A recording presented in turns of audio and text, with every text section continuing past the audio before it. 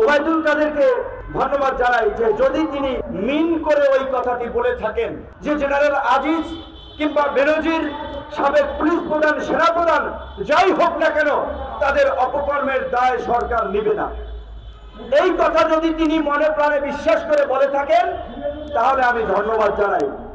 আর যদি অভিনয়ের জন্য, জনগণকে ধোঁকা দেওয়ার জন্য, আইওসের জন্য বলে থাকেন তাহলে আমি ঘৃণা প্রকাশ করছি, আমি ধিক্কার জানাচ্ছি। কারণ এই পুলিশ প্রধান বেনজির, যার নাই কোনো নজির, আসলেই উনি বেনজির। তো এই বেনজিরকে পুলিশ প্রধান কে বানিয়েছে? ধাপে ধাপে প্রমোশন দিয়ে ঢাকা মেট্রোপলিটনের এই ডিএমপির কমিশনার, র্যাবের প্রধান, তারপরে পুলিশ প্রধান কে বানিয়েছে?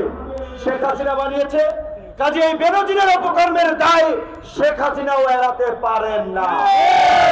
একইভাবে এই পুরান ঢাকার সন্ত্রাসী পরিবারের সন্তান, গোষ্ঠী শুদ্ধ সন্ত্রাস, আপন ভাইয়েরা সন্ত্রাস, খুনি, 90-এর দশকে 7 স্টার গ্রুপ, 5 স্টার গ্রুপ, বিভিন্ন সন্ত্রাসী গ্রুপ যারা নিয়ন্ত্রণ করত এই আজিজ পরিবার, সেই পরিবার থেকে প্রধানমন্ত্রী সেনা প্রধান নিয়োগ দিয়ে তার রুচি এবং তার মানসিকতার বহিঃপ্রকাশ করেছেন। আজিজকে কে সেনা প্রদান করেছে? এই সরকার প্রধান, এই শেখ হাসিনা সেনা প্রদান করেছে। কাজী তাদের মানসিকতায় যে লুটপাট, গুম, খুন, সেটা তো তারা উচ্চ পদে খুনি, লুটেরা, দুর্বৃত্তদেরকে বসিয়ে প্রমাণ করেছে। আমাদের সংগ্রামী সভাপতি ঢাকা মহানগর উত্তরের মিজান ভাই বলেছে, প্রধানমন্ত্রী 42টা টেলিভিশন, পত্র পত্রিকার সামনে কথা বলছেন, সাংবাদিকদেরকে গরু ছাগল মনে করছেন, মানুষকে পাগল মনে করছেন, উন্মাদ মনে করছেন, তাই তিনি মিথ্যে বলে যাচ্ছেন। সাংবাদিকরা চুপচাপ সেটা ফলো করে লিড নিউজ করছেন, টেলিভিশনে প্রচার করছেন, আর আম পাবলিক শুনে আর হাসে। কথা ওই জায়গায় চলে গেছে যে যাই যদি যাক প্রাণ, হীরক রাজাই ভগবান।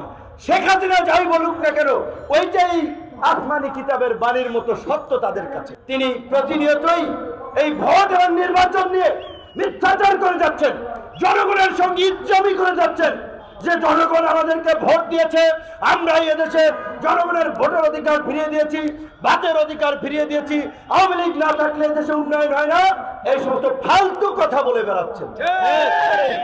দ্রব্যমূল্যের ঊর্ধ্বগতিতে মানুষের অবিশ্বাস, মূল্যস্ফীতিতে মানুষের নাকাল অবস্থা, ব্যাংক খাতে লুটপাট, শেয়ার বাজার তো আগেই শেষ করেছে।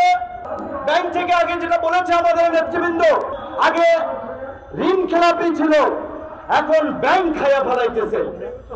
এবং একের পর এক যেভাবে অর্থ পাচারের সাথে বিভিন্ন জনের নাম উঠে আসছে, তারপরেও সরকার কারো বিরুদ্ধে কোনো পদক্ষেপ নিচ্ছে না।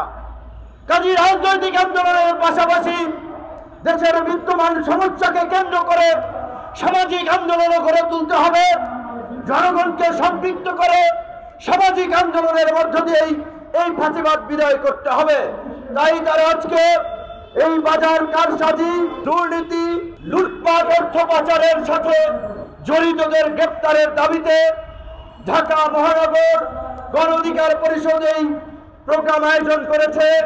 প্রোগ্রামে গণ অধিকার পরিষদের অঙ্গ সংগঠন, সহযোগী সংগঠন, ছাত্র, যুব, শ্রমিক অধিকার পরিষদের নেতৃবৃন্দ বক্তব্য রেখেছেন।